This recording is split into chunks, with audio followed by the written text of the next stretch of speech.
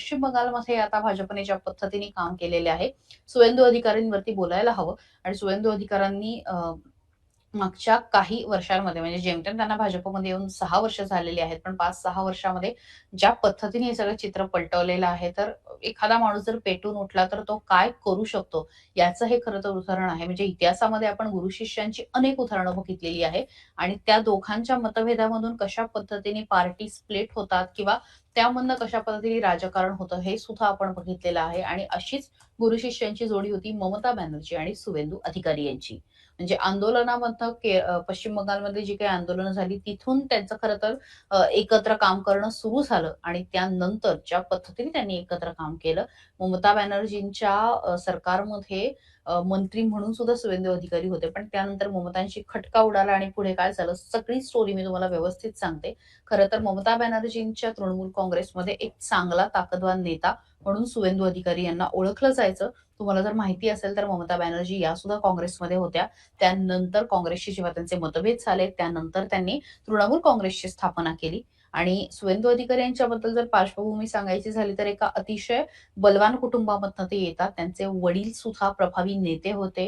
अ, त्यांचे वडील सुद्धा आमदार, खासदार राहिलेले आहेत. त्यामुळे घरामधनं नाही म्हटलं तरी एक राजकीय वारसा होता. आता ममतांसोबत सुवेंदू जोडले गेले याचं कारण म्हणजे जी काही आंदोलनं झाली, विशेषतः तुम्हाला जर आठवत असेल तर अ, 14 मार्च 2007 ला जवळपास 14 आंदोलकांचा मृत्यू झालेला होता आणि ते होते नंदीग्रामच्या बाबत जो तो प्रोजेक्ट होता.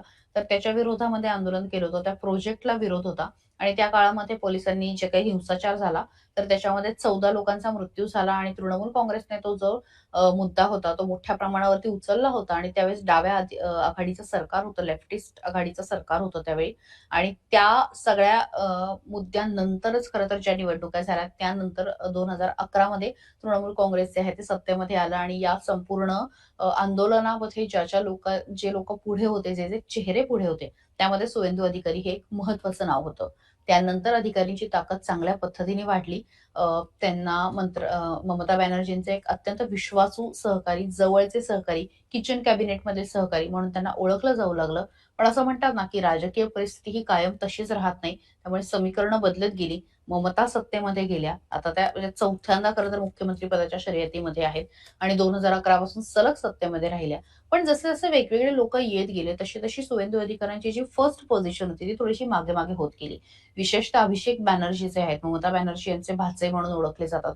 तर ते आले. त्यानंतर राजकीय काय म्हणतात रणनीतीकार असलेले प्रशांत किशोर जे आहेत, तर ते सुद्धा या सगळ्या चर्चेमध्ये आले आणि सुवेंदू अधिकारी हे मागे पडत गेले. त्यांची ताकद जी आहे ती कुठेतरी मागे-मागे पडत गेली आणि अर्थात मनामध्ये ते कुठेतरी खच्चीकरण होत होतं.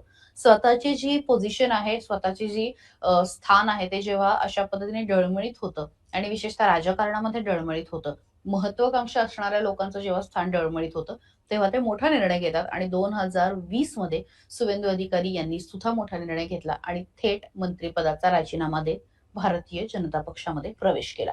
त्यावेळी भाजपकडे सुद्धा एक चांगला चेहरा किंवा एक मोठा चेहरा पश्चिम बंगालमध्ये नव्हता. जे काही चेहरे होते ते सगळे ममता बॅनर्जींकडे होते. मात्र ममतांच्या कॅम्पमधनं बाहेर पडून त्यांच्याच विरोधामध्ये उभं ठाकण्याचं हिंमत जी आहे ती सुवेंदू अधिकारींनी दाखवली. 2021 मध्ये याचा थेट निकाल बघायला मिळाला आणि नंदीग्राममध्ये त्यांनी ममता बॅनर्जींचा धक्कादायकरित्या पराभव केला. 1956 मतांनी ममता बॅनर्जी यांचेच शिष्य असलेल्या सुवेंदू अधिकारींनी त्यांचा पराभव केला. अर्थात ममता या त्यावेळेस त्यांना प्राबल्य होतं आणि मताधिक्य म्हणण्यापेक्षा सरकारमध्ये त्यांचं स्वतःला चांगली मतं होती, चांगल्या जागा आलेल्या होत्या. त्यामुळे त्या मुख्यमंत्री झाल्या, पुढे भवानीपूरमधनं निवडून आल्या. पण असं असलं तरी जो माणूस त्यांच्या पक्षातनं मागच्या वर्षी बाहेर पडला होता, त्याने पुढच्या वर्षी पक्षातल्या प्रमुख व्यक्तीला पराभूत केलेलं होतं आणि याबाबत सुवेंदू अधिकारी यांची विशेष नोंद घेतली गेली. 2026 मध्ये हा जो संघर्ष होता ममता विरुद्ध सुवेंदू अधिकारी, हा अधिक तीव्र झालेला बघायला मिळाला. विरोधी पक्षनेते होते सुवेंदू अधिकारी, भाजपने त्यांना चांगली ताकद दिलेली होती आणि त्यानंतर आता भवानीपूरमध्ये सुद्धा ममतांच्या विरोधामध्ये सुवेंदू अधिकारी उभे ठाकलेले आहेत आणि गेले 2 तास, दीड तास जे काही मी हे सगळे कल बघतेय त्याच्यामध्ये मागे-पुढे हे सगळे कल येतायत. विशेषतः अत्यंत काटेकी टक्कर भवानीपूरमध्ये होतीये आणि ममता बॅनर्जी यांनी सातत्याने अधिकारी यांना बंगालच्या बाहेरचा म्हणवलं. आउटस्कट म्हणवलं, तर सुवेंदू अधिकारी हे स्वतःला सातत्याने भूमिपुत्र म्हणत तृणमूल काँग्रेसच्या कामावरती त्यांनी भ्रष्टाचाराचे अनेक आरोप केले आणि अक्षरशः आपण म्हणू शकतो की राळ उठवण्याचा प्रयत्न जो आहे तो सुवेंदू अधिकारी यांनी केला.